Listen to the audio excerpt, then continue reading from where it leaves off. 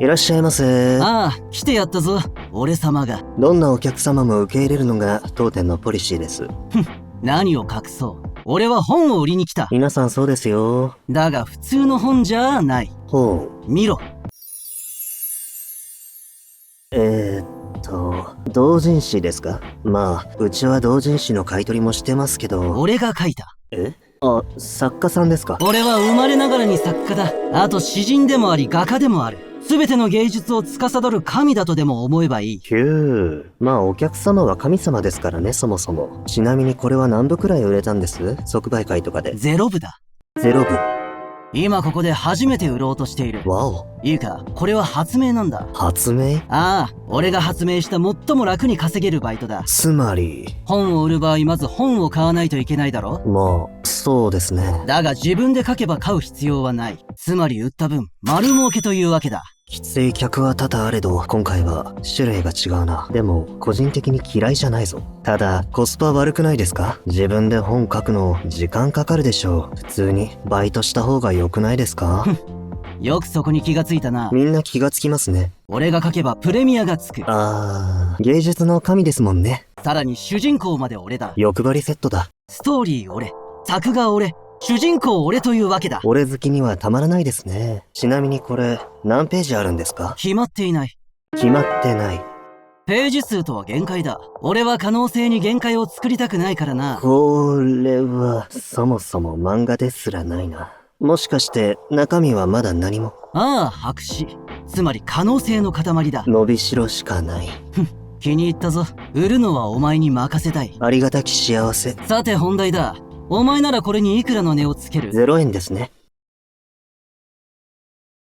見ろ、今回の再生数すごいぞ。この俺様がストリーマー界を支配する日も近いな。くだらねえ。ファンにチヤホヤされて調子乗るなんて芸の芸だ。一緒に活動やってるのが嫌になるぜ。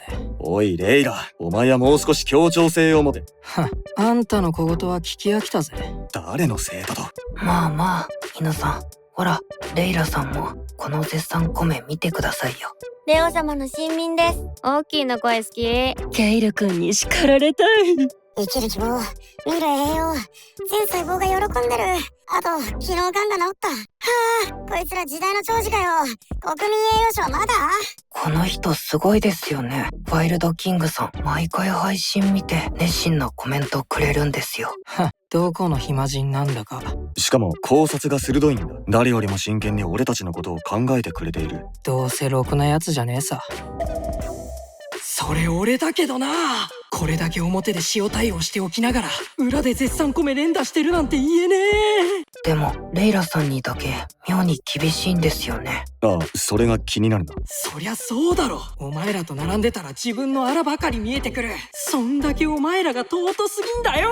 レイラはよくやってる。俺さえいなければ配信界のトップに立つ可能性さえ持ってる。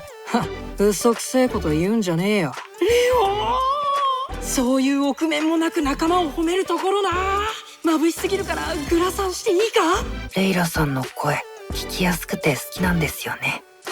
お前に言われたくねえよ。お前の声に惚れてんのはこっちだからな。この天使の声がよ。やんちゃなのは気になるが、それもレイラの魅力だ。って文句あんならやるか。お前こそその抜き身の魅力をなんとかしろ。辻切りか？しまえ魅力を。畜生、こいつら俺を一体どうする気だ。やってらんねえ。あ、ワイルドキングさんの新しい書き込みが。頭がおかしくなりそうだ。もうダメだ。俺は死ぬかもしれない。おい、これ大丈夫か？心配だな。ちょっとダーナー入ってますね。待ってろ、俺がコメントを返す。落ち着け、大丈夫だ。嫌なことでもあったのか？そんなの忘れろ。俺たちだけ見てろ。そういうのをやめろって言ってんだろ。逆に怒られたぞ。情緒が不安定になってるんでしょうね。そうだな、そっとしておいてやろう。こいつらと一緒だと身が持たねえぜ。バレンタインのお返しって何がいいと思います？ああ、もうすぐホワイトデーですからね。ファンへのお返しですか？はい、たくさんチョコもらいましたし。やっぱりお菓子がいいですか？そうですね。例えば沖田さんの好きなお菓子ならファンには喜ばれるのでは？だったらかりんとうかな。かりんとう。それか練り飴、練り飴、よもぎ団子。よもぎ団子。ダメですか？渋すぎるかもしれませんね。僕おばあちゃんに大事に育てられたので。影響が色濃いですね。もう少しポップにできませんか？せっかくホワイトデーですから、白くて可愛いお菓子はどうでしょう？じゃあミルク羊羹、ミルク羊羹。綿菓子、白いですけど。雪の宿。美味しいですけど、おばあちゃん家で出てくるお菓子なんですよ。あの茶色い漆塗りみたいなツヤツヤした丸い入れ物、あれに入ってるやつなんです。白い風船、入ってます。バームロール。それも入ってます。じゃあエリーゼ、入ってます。コアラのマーチ。いや待ってください。あの入れ物に入っているものを言うゲームではないんです。じゃあもう梨くらいしかないですね。もはやお菓子じゃない。なぜか梨ってお腹いっぱいになったタイミングで出てきますよね。おばあちゃんは梨ならどれだけでも食べられると思ってますよね。困ったな。どうしましょうか。そうですね。実はこれは微妙かなと迷ってたのがあるんですけど。何ですか？喜んでもらえるかわからないですけど、こんなの期待されてないかなって不安なんですけど。言ってみてください。歌をお返しするとか。それが一番いいですよ。たまにはイチゴとバナナも息抜きをさせてやらないとな。こんばんは。こんばんは。もしかしてお名前って？おっと気づかれたか？ストリーマーとして俺も売れっ子になったということが。犬崎です。犬崎ケイル。いや、こっちの子たちの名前なんですけど。しまった。つい自意識過剰になってしまった。ペットの散歩中なんだ。当然尋ねるのはペットの名前だろうが。イチゴとバナナです。へえ、かわいいですね。そうですね。あなたが俺が？男の子ですか？女の子？今度は間違いなくイチゴとバナナのことだろう。女の子です。飼い主さんが？男だろう、どう見ても。じゃあいくつなんですか？今度はどっちだ？くそ、ただの散歩のはずなのになぜこんな心理バトルになってるんだ。そうだ、こうすればいい。2歳です。そして俺は25歳です。どうだ、こうして両方答えておけば間違いはない。どうして飼い主さんの年齢まで答えるんです？お前のせいだろ。よくこの辺りは散歩されるんですか？そうですね、いつもの散歩コースです。人通りが少なくて静かですから。今うちの子に聞いたんですけど。お前の犬のことならお前が一番よく知っているだろう。でも犬の気持ちって分かるようで分からないじゃないですか。飼い犬だからって分かったつもりになるのも良くないなって。あなたはその子たちの気持ちを完全に理解しているんですか？急にこっちを責めてきた。この男、変幻自在か？実はうちの犬ちょっと怖がりでね。そうですか。うちの犬と言ったから間違いなく彼の飼い犬のことだ。初めての相手には緊張しちゃうんですけど。だがわからない。この男の言うことが信用できない。くそ、人のことを信用できないなんて俺は最低だ。彼は普通に話しているだけで俺が勝手に勘違いしているだけかもしれないじゃないか。だけどあなたのことは平気そうです。きっとあなたが優しい人だからでしょうね。いつも怖がられがちな俺のことを優しい。やはり俺が間違っていた。彼は俺の内面を見てくれているじゃないか。ありがとうございます。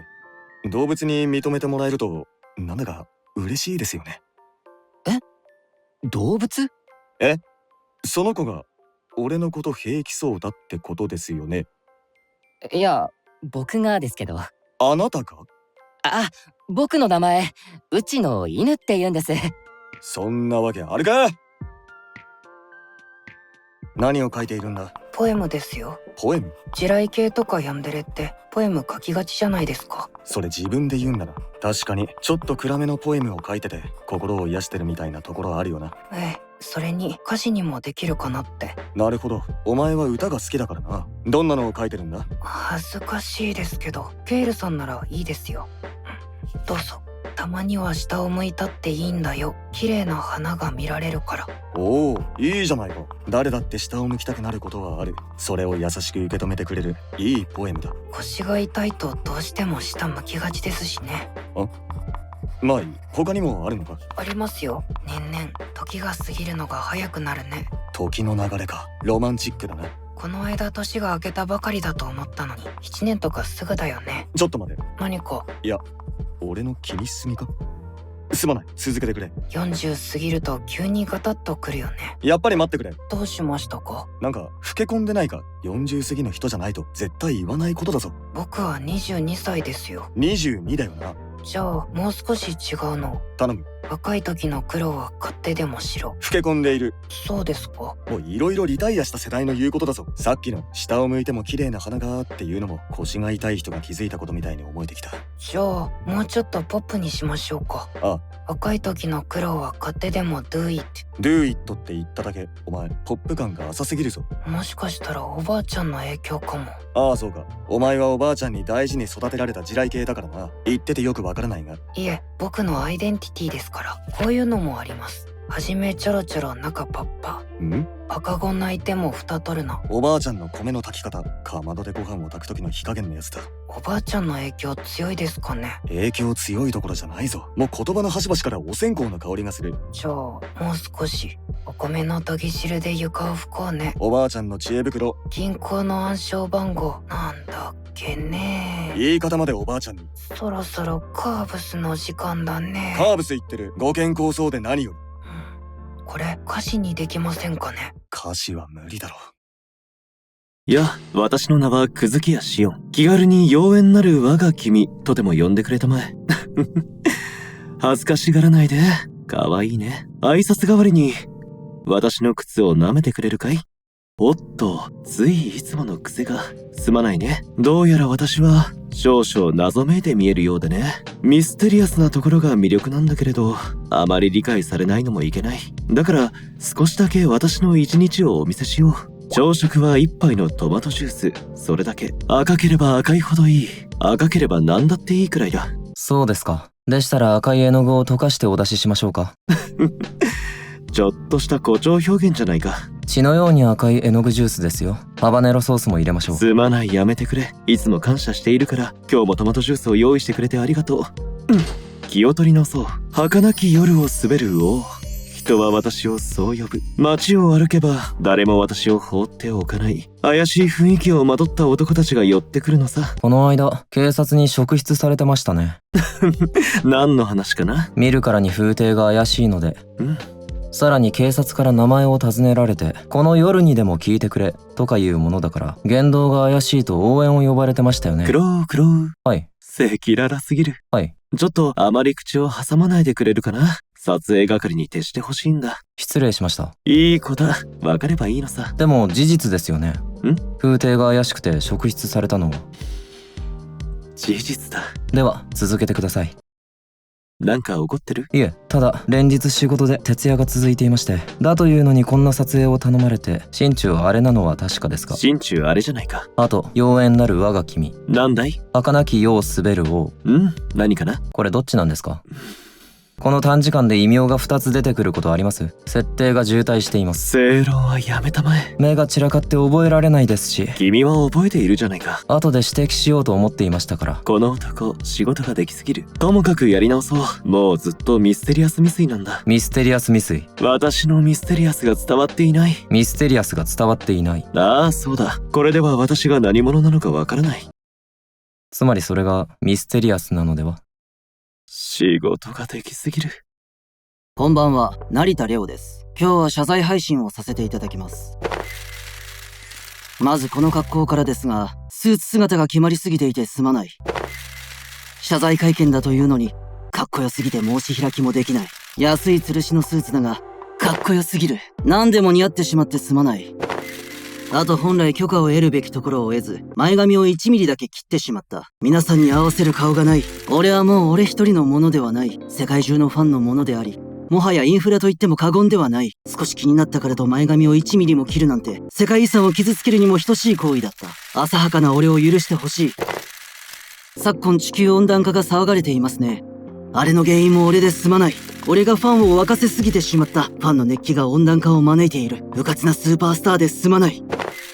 それと、うちの隣の家の人、俺が輝くせいで毎晩眩しくてすまない。きっと眠れないことだろう。だが輝きはコントロールできない。呼吸をやめれば人は死んでしまうように、俺も輝きをやめれば死んでしまう。人助けだと思って耐えてほしい。最後に、大事な仲間たちにもメッセージを。事務所にゲーム機があると思う。ゲーム配信で使っているあれだ。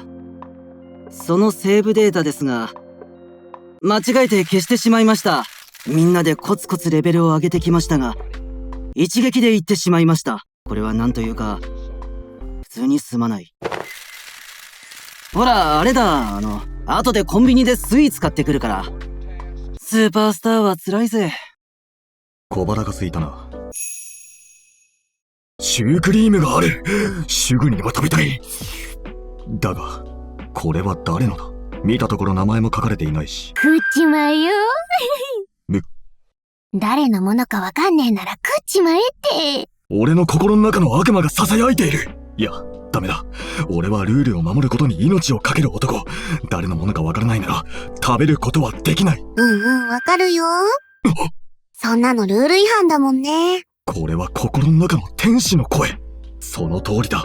ルール違反は重罪だ。さすが天使。ルールを破るならバレないようにね。こっちも悪魔だー。誰かに見つかったら消しちゃおうよ。しかも悪質。口調が緩い分タチが悪い。そうさ、ルールは破るためにある。人に迷惑をかけない程度にな。こっちの方が節度がある。天使より悪魔の方が正気に近いぞ。というか、お前たちか。イチゴとバナナ。葛藤のあまり心の声かと思ってしまった。うちらは一心同体みたいなものだしね。ケールの心の声と言っても過言じゃねえだろ。まあそうとも言えるな。俺たちの思考は繋がっている。視界も共有していて、同じものが見えている。それよりシュークリームだよ。そうだぜ、シュークリームだ。バレないように食っちまえよ。見つかったら消せばいいよ。だからどっちも悪魔なのをやめてくれないか。どっちかは天使であれ。クソ真面目なてめえの抑圧された悪の心が、うちらを通して解放されてるんじゃないかな。そう言われると責任を感じるな。真面目すぎるのも考えものか。それよりいい考えがあるぜ。うちも。シュークリームの件か。聞こう。シュークリームだけ食うからダメなのさ。ほう？冷蔵庫の中身全部食っちまえばバレねえって。罪が重くなるだけだろ。冷蔵庫ごと盗めば？罪に罪を重ねるな。もはや窃盗だぞ。一回だけなら大丈夫だよ。謝れば平気だって。俺を悪の道に引き込むな。どっちかは天使であれ。このままじゃ俺が持たない。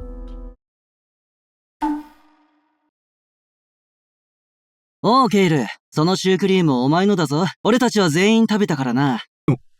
そうなのか。チってなんだ？花見の場所取りってだりーよな。まあ、じゃんけんで負けた俺が悪いんだけど。もういい場所取られてる。まあ、隣でいいか。新卒社員か。場所取りは新人の仕事って聞くもんな。そっちも大変だな。いえ、僕、場所取りのプロなんで。なんて？プロなんです。場所取りの。それで食ってるんで。そんなやついんの？じいちゃんの代から僕で3代目です。花見の場所取りってそんな感じだった？じいちゃんは国からデュークの称号を得てます。公爵？マジかよ。なので僕、今が一番輝く瞬間なんすよ。そんなやつもいいんだな。そちらはどこの所属？おいおい、プロチームがあんの？ポジションは？ポジション？僕は左右のウィングができてトップ&ボトムのセンターです。結局どこなんだよ。年俸は？いや、だから俺はプロじゃねえんだって。僕は280万です。夢ねえこと言うなよ。妙にリアルな金額やめてくれよ。フリーザでも53万ですよ。あれは年俸じゃねえって。んで、誰のために場所取ってんだ？誰のために花見の場所取りを？新しい視点ですね。新しくねえんだよ。古来から続いてる視点なんだよ。じゃああんた、ただ場所取ってんの？誰のためでもなく？ええ、僕はあなたみたいに花見の場所取りの目的を他者に依存してないんで。腹立つなこいつ。じゃあ一緒に花見するか？え？後で俺の仲間が来るからよ。隣で一緒に花見すりゃいい。なんかお前、見てらんねえからよ。アマの人。アマって言うな。オプション料金かかりますけどいいですか？こいつ何なんだよ。今日は超有名スターの俺がお忍びできたぞ。あ、スターだ。確か沖田が好きだと言っていたな。よし。やあ、スター。僕のファンかな？いかにも。スターだよ。ファンは大事にしないといけないな。握手でもするかい？すまない。プライベートなんだ。そっちが？もしよかったらサインをもらえないか？仲間がファンでね。サインね。もちろんいいよ。ペンと色紙はある？そっちが言うの？まあ持ってるけどね。スターだから。はい、どうぞ。すまないな。それにしてもスターというのは大変だな。ああ、気を使ってはくれるのか。これも仕事のうちだしね。ファンに声をかけてもらえるのがスターの喜びなんだ。わかる。わかる？常に見られているから輝きを放ち続けるのも大変でね。スターゆえの悩みさ。あ、自分の話？俺の話じゃないのかよ。これじゃどっちがスターかわからないぞ。ちょっと聞いていいかな？構わない。どうぞ。スターの余裕見せんな。君は何者？俺が何者かって？それは俺にすらわからない。めんどくせえな。自分が何者と決めたくないし、決められもしない。俺は可能性の獣だ。喋れば喋るほどスター性が出てくる。スター性の獣だろ。俺が何者かは見て判断してもらえればいい。いわばお前の瞳に映った俺。それが俺なんだろうな。かっけえな。そんじょそこらのスターには言えないこと言うな。一枚写真いいか？あ、写真？本当は事務所 NG だけど、今回は特別にいいよ。なんかむしろ光栄。うん、よく撮れてる。見せてくれるかい？インカメで自分撮ってる。俺の名は犬崎ケイル。かつて地獄の番犬と呼ばれ、界隈じゃ恐れられた存在だ。ケイルさん、お久しぶりっすて。ああ、もう悪さはしていないだろうな。もちろんっすよ。もうケイルさんのお手は煩わせませんって。あれが歓楽街の番犬か。バカ、目を合わせるな。欲望渦巻く街には俺のような風紀を守る存在が必要だ。ただいつも危険な誘惑と隣り合わせだ。ケイルさん、これはほんのお礼です。なんだこれは。ただの小麦粉ですよ。小麦粉？法に触れる白い粉の隠語か。そんなもので俺を懐柔しようとは。舐められたものだ。ただの小麦粉なんてそんなわけが。これを使って作りました。本当にただの小麦粉を出してくるのをやめろ。上物ですよ。国産小麦ですから。本当に上物を出してくるな。小麦の風味が効いていて、何より国産だから安全です。国産の良さを語ってくるな。マフィンも焼いてきましたよ。ゴロつきがクッキーとかマフィンとか焼いてくるな。お菓子お嫌いでしたか？何を隠そう、大好物だから困っているんだ。今すぐにでも食べたいのを抑えているんだぞ。そんなに美味しそうなお菓子を焼いてくる奴がいるか。ケイルさんもお好きですね。誤解を生みそうな言い方をやめろ。クックックって笑う必然性がないだろ。この笑い方しかできないもんで、だからゴロつきになりました。すまなかった。そんな悲しい事情があったとは。でもあなたに救われました。だからお礼にお菓子をと。本当にお礼だったとは。そういうお礼は大体悪意があるんだぞ。お菓子で足りないなら茶化用意しましょうか。茶化だと？お前そんなものにまで手を出したのか。茶化です。茶菓子を茶化と呼ぶやつは初めて見たぞ。今日も一人で留守番です。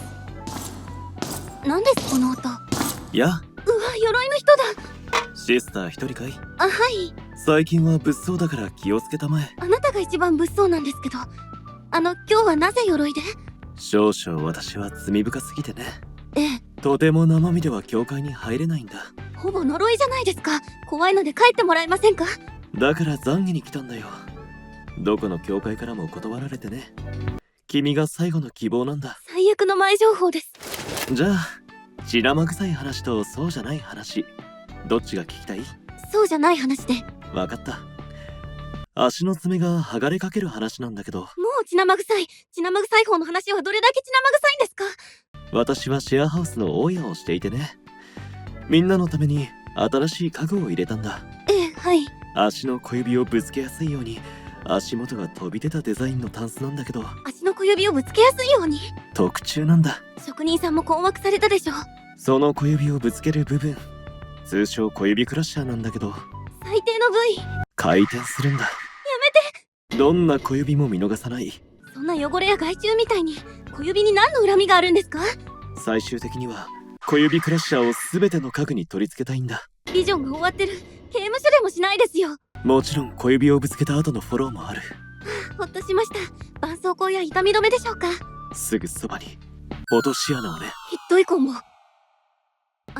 シェアハウスなんですよね。そんなことして文句言われないんですか？ああ、そうだね。そこで必要になったのがこの鎧さ。ボコボコにされたらいいのに。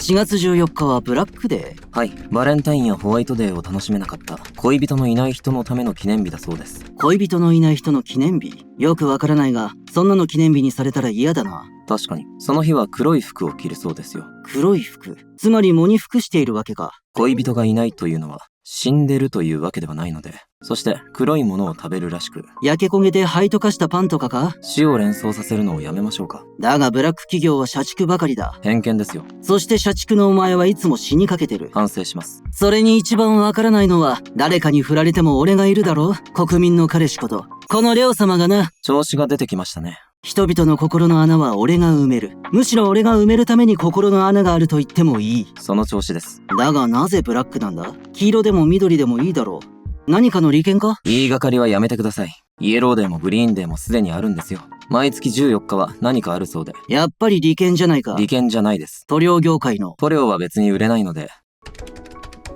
黒なのは自虐的な意味らしいですよ。人生真っ暗闇みたいな？そうですね。わからないな。このレオ様にはな。独り身の闇を知らぬ俺様だ。仮に振られたとしても、それは運命の相手と出会うための途中経過だ。眩しい未来しか見えないだろ。光の俺様だ。なんだ、今日ちょっと元気ねえな。今日ちょっと重い日なんですよね。重い日？んだそれ。病気かなんかか？病気ではないんですけど。じゃあどういう状態だよ。おい、どうした？救急車呼ぶか？2人でお揃いの T シャツ作りましょうか。急になんだよ。いや、レイラさんとも友情深まってきましたし、そろそろお揃いの T シャツ着ようかなって。仲良くなったとしてもお揃いの T シャツは着ねえよ。ほら、文化祭のクラス T シャツみたいなの作りましょう。余計嫌だよ。一体何なんだお前。急に重いこと言うなよ。あれ、重い日？おい、大丈夫か？今すれ違った人見ましたよね。見てねえよ。いや、見てたとしてもそれがなんだよ。はあ、レイラさんはいつもそう。僕と一緒にいても他の人が気になるんですね。重いんだよ。まさか重い日ってそういう意味か？よくある重い恋人みたいにこいつもなってるってことか？はい、月に1回そういう日があるんです。そんな人間いるのか？おい、辛いならどこかで休むか？僕と休むこと、どっちが大事なんですか？お前のために休むかって聞いたんだよ。確かに休むのは大事だってわかりますよ。ああ、そうだろ。でもそれは仕事するためですよね。つまり僕より仕事が大事ってことですよね。強引に自分と仕事どっちが大事論法に持ってくなよ。もういいってそれ。もういいって。はあ、僕のことなんかどうでもいいんですね。そうは言ってねえだろ。その発作みたいなのやめてくれって話で。同窓会のことしか頭にないんでしょ。どっから同窓会出てきたんだよ。ったく、俺一人じゃどうにもなんねえ。事務所のマネージャーに助けを求めるか。その人誰ですか？お前もよく知ってるやつだよ。僕には毎日連絡くれないくせに。重いやつ語録全部やる気か。なあ、早く元に戻ってくれよ。これでも俺はお前を心配してんだ。わかるだろ？確かにレイラさんはやんちゃですけど根は優しい人ですもんね。ああ、そうだろ。じゃあ教えてくれよ。それどうやったら治るんだ？言わなくても察してくれません？めんどくせえな。では配信企画の打ち合わせをしましょう。企画はバズが命ですよ。いい案がある。コーラを使った企画なんだが。なるほど、メントスコーラみたいな。コーラ飲んでみたはどうだろう？何が面白いんですか？コーラはみんな飲んでるんですよ。コンプラ重視の時代だからな。飲食物を粗末にすると炎上する。もう少し意外性とかないと。意外性か。なら逆にコーラ飲みませんでしたならいけるか？いけませんよ。なぜだ？意外なことにコーラ飲まなかったんだぞ。勝手にしてくださいよ。誰が興味を持つんですか？せめて鼻から飲むとかしないと。おいおい、鼻からコーラとか新聞沙汰になるぞ。なりませんよ。せめてストローを使って。スストローを使って？口から飲むのはどうだろう。口から飲んじゃった。それなら誰も文句は言わないだろう。だから問題なんですよ。犬さんはコンプラを気にしすぎです。企画は面白くなきゃダメなんですよ。例えばビルの上から地上にコーラを注いで何回までなら飲めるか試すとか。よせ、なんて危険な真似を。お前は犯罪者にはしたくない。犯罪ではないですよ。誰もしないようなことをしないと。待て、誰もしないようなことというのは大体悪いことなんだ。偏見ですよ。悪いことだから誰もしていないんだ。ちょっと説得力ある。そもそも配信者というのはまだ捕まってないだけのならず者だぞ。偏見なんですって。考えてもみろ。世界中に自分の顔を晒してた。面白いかどうかわからないことをして余つさえ金を稼ごうなんても怪人だろう。あなたもなんですよ。本来全員モザイクをかけるべきだ。嫌ですよ。ともかく僕たちは配信者ですから、ネットをうまく使っていかないと。ネットをうまく使うやつというのは全員悪いやつだ。犬さん待って。いいか、全員だ。偏見がすごい。うなりを上げてる。じゃあどうしたらいいんですか？飲食物は使えないんですか？奥の手がある。何ですか？テロップを出せば OK だ。スタッフが美味しくいただきましたと。そんなのでよかった。今日はケイルさんの代理で夜のパトロールだ。ん？ヤンキーのカツアゲか。はい。食うか、カツサンド。カツを揚げてる。こんなしょうもないこと現実にあっていいのか？ありがとうございます。カツに目がなくて。もらうな。なんだ、カツ揚げじゃねえのか。ちょっと飛んでみろよ。やっぱカツ揚げじゃねえか。飛んでチャリンって音させて金持ってんじゃねえかってやるやつだぜ。いいな。トレーニングの成果が出てんな。次はレギュラー狙えるぜ。部活の応援してるぜ。何部か知らんがジャンプ力をチェックしてる。見た感じ定期的にな。僕、卓球王になれますか？卓球にジャンプ力いるかな。このヤンキー因縁つけてんじゃねえのか。おい、肩がよ。やっぱ出たぜ。肩が当たって因縁つけてたわけか。すげえ調子いいんだ。知らねえぜ。教えてもらった肩回し体操のおかげだ。やればできるじゃないですか。お前偉そうだな。おい、そのベルトいいな。今度こそたかりだ。どこで買った？お母さんに買ってもらいました。お母さんセンスいいな。今度紹介してくんね。家族ぐるみの付き合いが始まっちまうぜ。普通は怖いがこいつならいいかもな。ベルトだっせ。お前さ、芸能界とか興味ある？芸能界ですか？なんだそういうことか。油断させて詐欺に引っ掛ける魂胆か。ないです。奇遇だな。俺もない。汚ねえ世界だ。お前は近づくなよ。はい。最後の最後まで優しいな。今日は久しぶりの美容室だ。隣盛り上がってますね。休日は何されてるんですか？家でゴロゴロしてますね。ああ、よくある会話。美容師さんも間を持たせたいんでしょうけど。何が面白いんです。まあでも美容師さんも気を使って質問してるんでしょうね。今日はどうやって来られたんです？車ですね。あ、そっちが質問してたんです。車、ウケる。美容師さんめっちゃ面白いですね。何か車が一人で盛り上がって笑ってる。怖っ。あ、お仕事は何されてるんです？美容師でしょ。趣味で髪切ってると思ってたんです。なんだと思います？だから美容師でしょ。じゃなかったら無断で侵入して背後に立ってる異常者じゃないですか。わかった。髪に関わる仕事でしょう。当たらずとも遠からずですね。異常者の可能性が高まった。あなたはどう思います？あ、隣の席のあなたです。僕ですか？はい、そうです。隣の客に話しかけるなんて美容室では禁断の行為でしょ。お休みの日は何されてるんです？率直に怖い。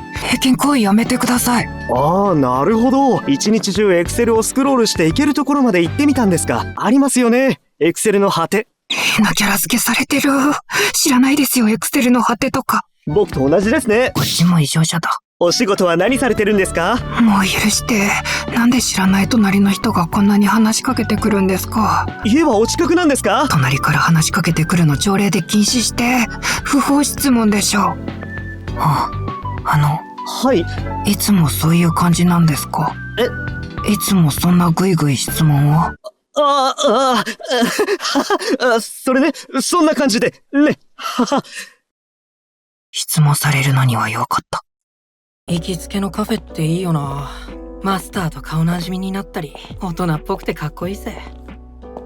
お、ちょうどカフェだ。入ってみるか。いい香りだ。レオじゃねえか。レイラか。よく来たな。ああ、ここへはよく来るのか。最近は週3で来てる。常連だな。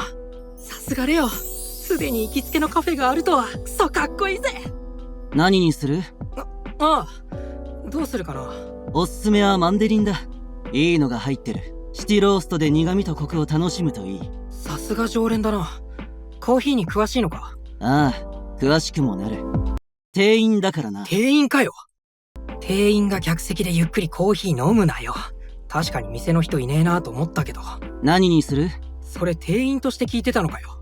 じゃあ週3で来てるってのは。出勤だ。そう言えよ。でもこんないい店なのに、客がいねえのか。隠れ家すぎて誰も見つけられないんだ。マジの隠れ家カフェだ。自分で自分の首を絞めてる。最初はな、俺もただの客だったんだ。だがそのうちに店の手伝いをするようになってな、氷勝手にもらうぜってグラス作ったり、忙しい時は洗い物をしたりな。うわ、店員と客が癒着してるやつだ。常連以外は居心地が悪いやつ。そしたら店員になってた。ならねえんだって。おう、レオさん、来てたんだ。ああ、おとといぶりだな。ここのコーヒーが恋しくてね、つい足が向いちゃうよ。コーヒー中毒者め。おお、常連客同士の会話だ。こういうのもいいよな。で、そちらはお友達？ああ、そうだ。へえ、いい店員になりそうですね。ならねえよ。なんでなると思ってんだ。何にする？いいのが揃ってるよ。あんたも店員かよ。おすすめはマンデリンかな。シティローストで苦味とコクを。それもさっき聞いた。何この店。通ってるとみんな店員になるの？ここはスタンプカードがあってね。スタンプカード？コーヒー一杯で一つスタンプがもらえて、10個集めると店員になれるんだ。どういうシステム？なりたくないやつはどうすんの？まあそういうな。常連になるのも悪くない。本当かよ。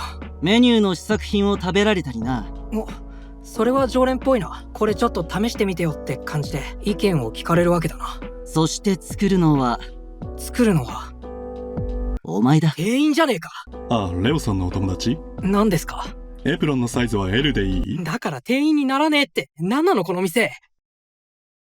ついに来る。あれが。急にどうしたんです？ついに来るって何が来るんですか？ゴールデンウィークが。ゴールデンウィークが？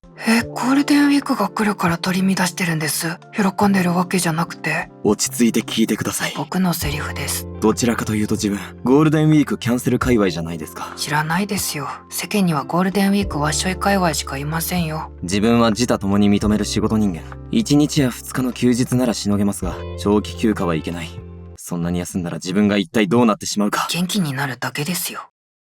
どうすればゴールデンウィークを中止できますか？やめてください。そのニーズ今ここにしかないです。会社を爆破とかすればいいですか？連休が嫌で休みたくて会社爆破しようとする人はいますけど、連休が嫌でいつも冷静なクロウさんがこんなに動揺するなんて。どうした起きた？あ、レオさん助けてください。クロウさんがゴールデンウィークキャンセル界隈なんです。ゴールデンウィークキャンセル界隈？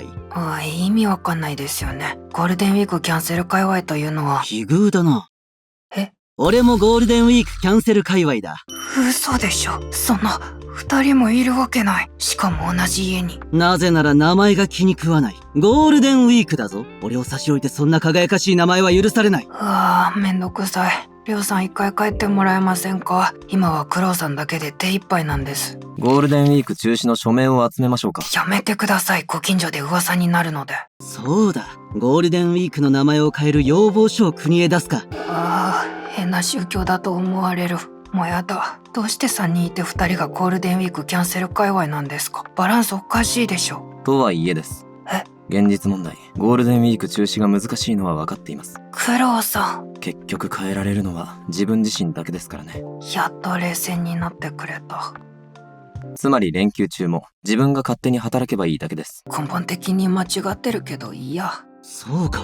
変えられるのは自分自身だけ。つまり俺がゴールデンレオに改名すればいいのか。修行して強くなったフリーザみたいだ。俺は少子レイラ。夜の街をさまよう一匹の狼だ。うかつに俺に近づくな。怪我しても知らねえぜ。これくらいにしといてやるよ。もう逆らうんじゃねえぞ。レイラ。あんたか？何しに来た？夜の街は危険だ。あまり一人で出歩くな。俺を心配してんのか？俺は一匹狼のヤンキーだぜ。心配は他の奴らにしてやれよ。他の奴ら？さっきの空き缶のことか？あ？丁寧に因縁つけて空き缶をゴミ箱に捨てていたな。ちげえよ。こいつが俺に盾つきやがったからよ。きちってボコって身の程分からせてやったんだよ。喧嘩で相手をボコってやったみたいな雰囲気を出すな。ただ空き缶を拾って捨てただけなのに。だから保護したくなるんだ。あ？保護ってなんだよ。よう二人とも。何をしてるんですか？ちょっとレイラの保護をな。保護ってなんだよ。俺はヤンキーだぞ。なあ、そもそもこの時代にまだヤンキーっているんだな。は？すでに滅んだと思っていたな。は？そろそろ無形文化遺産とかに指定されるんじゃないですか？は？保護対象だな。保護対象ですね。安心しろ。お前は俺が守ってやるよ。守んな。お前ら俺を舐めてんだろ。俺は夜の街をさまよう一匹の狼だぜ。ふふ、自分でそう言っちゃうところ。お気に入りのフレーズなのか？バカにすんな。俺はヤンキーだぞ。ならヤンキーらしいエピソードはあるのか？当たり前だ。聞いてビビんじゃねえぞ。俺に社会のルールは通用しねえ。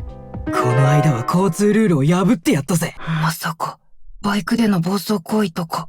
なんせ横断歩道のないところを徒歩で横断してやったからな。もちろん車が来ないかは何度も確認してるぜ。それに近くに小さな子がいないかもな。俺の真似しちまうとまずいからよ。ダメだ、この人早く保護しないと。ビビったかよ。あ？おい、目を合わせるな。怖すぎだろ。ほら見ろ、俺にビビってるぜ。この一匹狼が怖いかよ。地獄の番犬、ケイルだぜ。レオもいるぜ。は？そういえばこいつらも柄悪いな。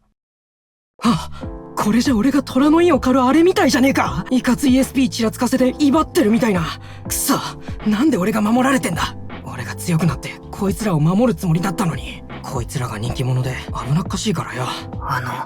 またなんかけなげで可愛いこと考えてます？保護欲をかき立てられるんですけど。かき立てられんな。行くぞ姫。俺がついてってやる。ああ、姫。俺の背中に隠れてろ。誰が姫だ。妙なあだ名つけんな。くそ、寄ってたがって保護しようとしやがって。いつかお前らを守ってやるんだからな。おいケイル。なんだレオ。これをやる。俺に？なぜだ？日頃世話になってる礼だ。どうしたんだ急に。別に今日は俺の誕生日でもないしな。なあ。肩、叩いてやろうか。なぜだ？やめろ。気持ち悪いぞ。日頃世話になってる礼だ。さっきからそれは何なんだ？おう、ここにいたのかよ。レイラか。つまんねえもんだけど、これやるよ。花は別に嫌いじゃないが、なぜ急に。待てよ、この花。まさかカーネーションか。足りめえだろ。さっきからレオもレイラも様子が変だ。妙に塩らしいというか、俺をねぎらおうとしている。今日は何の日だった？今日は確か、母の日？それ開けてみてくれよ。ああ。エプロンじゃないか。お母さんが喜ぶやつだ。似合うと思ってな。待て。俺はお前のお母さんじゃない。着てみろよ。話を聞け。着てみたらいいじゃねえか。お前まで。頑固なのはお袋の悪いとこだぜ。ミスった。今のなしな。待て。今俺のことをお袋って言ったか？そんくらいの言い間違いはすんだろうが。しないだろう。よく先生をお母さんと言い間違えることはあるが、今のは俺を普段からお母さんと思ってないと出てこないぞ。いいから着てみろ。ほら。おい、そんな勝手に。いいな。決まってるぜ。完全に母の日のお母さんじゃないか。お前たちは普段から俺をお母さんだと思っていたのか？そういうわけじゃないが、世話を焼いてくれるしな。家事も進んでやってくれる。お前たちがやらないから俺がやってるんだ。ダメなことはダメと叱ってくれるし。ダメなことは初めからするな。そうだ。これは起きたからだ。とどめを刺すな。もう言い訳できないくらいお母さんだぞ。幸せそうだ。子だくさんだな。うるさいぞ。わかった、もういい。本意じゃないが受け入れよう。その代わり、今日は俺のために、お前たちで晩ご飯を作れ。ずっと思っていましたが、ケイルさんって犬ですよね。一見普通の成人男性ですが、耳もありますし尻尾もある。皆さん慣れすぎていて特に突っ込みませんが。クロウ、少しいいか？あ、話しかけてきましたね。何でしょうか？新しいルーティンを考えてみたんだが、意見を聞かせてくれないか？なるほど、モーニングルーティンのようなものですね。配信のネタとしては良いのでは？ああ、意外とそんなことをしているのかと驚かれたり、逆に自分と同じことをしてるんだと共感を呼んだりな。で、どんなルーティンを？お散歩ルーティンだ。散歩ルーティン。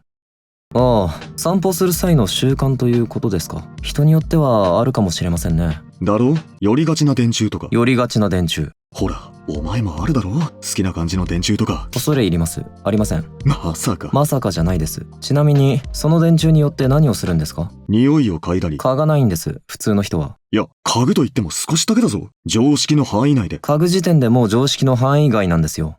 ああ、これは完全に犬ですね。思っていた以上に犬でしたよ、これは。あと、朝と夕方のお散歩があるだろう。それぞれ違う点を見せるというのはどうだ？ほら、お散歩ルートが少し違うとか。気づいてほしいんですが、普通の人は毎日朝夕2回散歩する習慣がないです。当然毎日2回しますよねみたいな言い方をされると、それはもう犬ではないかと。犬じゃない。犬ですって。お散歩なんて誰でもするだろう。気になっていたんですが。なんだ？先ほどからずっとお散歩と言っていませんか？自分は一貫して散歩と言っていますが、そういう感じが犬なのではと。言っていない。言ってますって。じゃあ繰り返してください。散歩。お散歩。ほら。クロウ、一度冷静になるんだ。自分はずっと冷静なんですよ。確かに俺には耳も尻尾もある。だが、それだけで安易に犬と断ずるのは。待て。待てしましたよね。なぜだか逆らえない。ですが、気にする必要はないのでは？どういうことだ？犬とは決して悪いものではありません。ほら、強そうなイメージもあるでしょう。確かに俺は地獄の番犬と呼ばれ恐れられた。そうでしょう。ストリーマーとして個性的ですしね。そうだな。クロウの言う通りだ。犬というのも悪くない。これで一見落着という感じですね。あ、尻尾振ってますね。ただいま。おう、海外はどうだった？よかったですよ。もうあっちに住んでもいいかなと思うくらい。言い過ぎだろ。それより土産はあんだろうな。Just a moment。は？あ、すみません。ついあっちでの癖が出ちゃって。一泊二日の旅行で？いやー、水が合うって言うんですか？すっかり地元の人間みたいになっちゃって。一泊二日だぞ。水が合うって言うと、へー、はぁ、じゃあスパルタ？please？ それお水くださいって意味だぞ。おうじゃねえよ。もう恥ずかしいからやめろよ。なんで一泊しただけで英語が映るんだよ。そない言われましても。待て待て、どうした？あ、すみません。帰り大阪経由だったんで。何日かいたのか？新幹線で通過したんですけど。なんで言葉打つんだよ。ほんま？映ってる？腹立つな。水がな、めっちゃ合いまして。水に触れる暇なかったろ。で、次はどこ行ったんだよ。次は、大手町。丸の内線乗ってる。おい、部長のバカ野郎。おい。酔っ払いもいる。How do I get to 浅草ステーション？これはインバウンドの外国人。なんだって？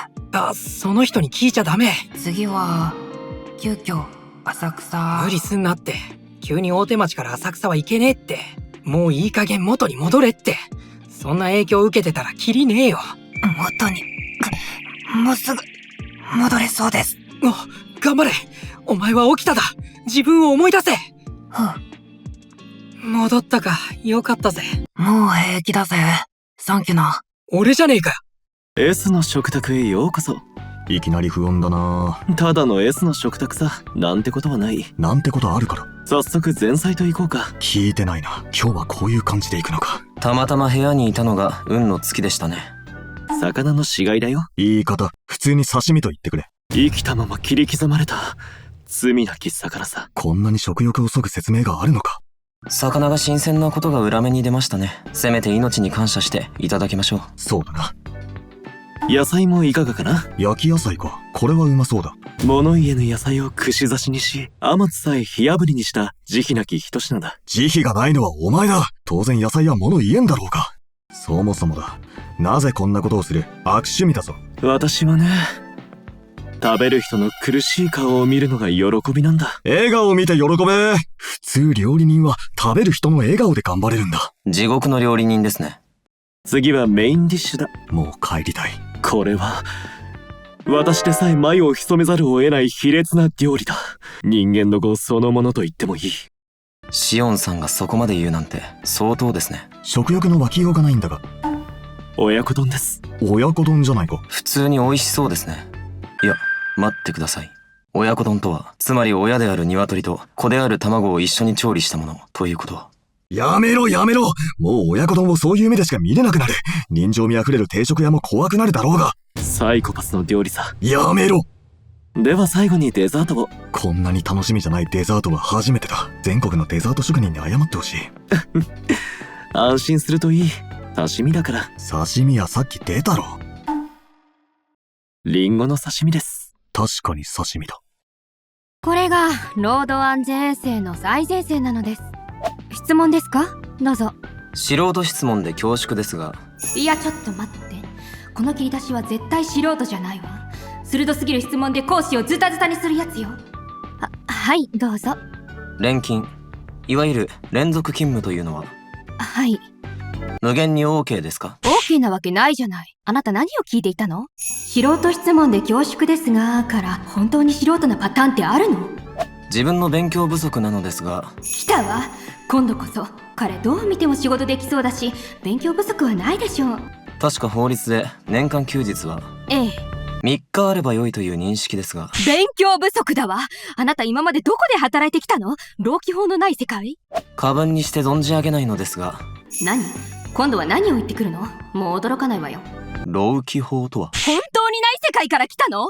真剣にどこで働いてきたのよ？地獄とか？自分多少ワーカホリックで。あなたで多少だったら人類全員目バキバキよ。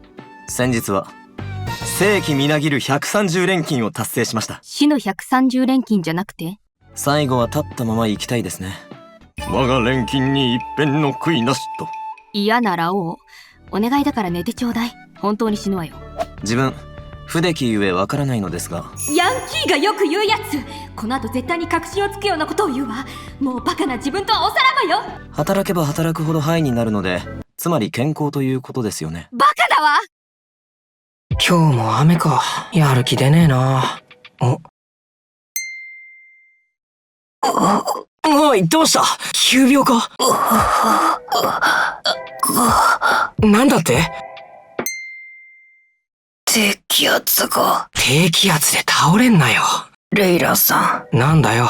今までありがとうございました。何死のうとしてんだよ。低気圧でだるがったり頭痛かったりはするけど、それでなんで死ぬんだよ。低気圧は僕特攻なんですよ。ソシャゲじゃん。低気圧もお前特攻してるほど暇じゃねえよ。僕は水属性で低気圧は風属性なので常に有利取ってくるんですよ。お前はむしろ闇属性だろ。もう僕はダメかもしれません。平気だって。最後にあれが食べたいです。あれって？冷凍庫のアイスチョコチップ入ったやつ。それは俺んだよ。いいですかレイラさん。なんだよ。虫歯で死ぬ人もいるんですよ。低気圧は平気だって。俺のアイス食いたいがために信憑性出そうとすんな。なら僕を背負ってコンビニに行ってください。嫌だよ。瀕死の仲間を背負って最後の願いを叶えさせてやるってかっこよくないですか？かっこよくねえよ。ただ怠慢な仲間背負ってるだけなんだから。その姿を配信してポイント稼いでいいですから。嫌な言い方するな。トイレ行きたい。行けよ。じゃあ一回足揉んでください。なんでだよ。ずっと横になってて血の巡りが悪くなってるのでマッサージしてください。お前低気圧なら何言ってもいいと思ってる？もうゆすりだぞこれ。ここで見捨てたらレイラさんの男が下がりますよ。もし僕に何かあったら責任問題になりますし。もう反社の手口なんだよ。わかったよ。俺のアイス半分やるから。本当ですか？ああ、だから普通に戻ってくれ。わかりました。じゃあレイラさん。なんだよ。食べさせてもらってもいいですか？お前いい加減にしとけよ。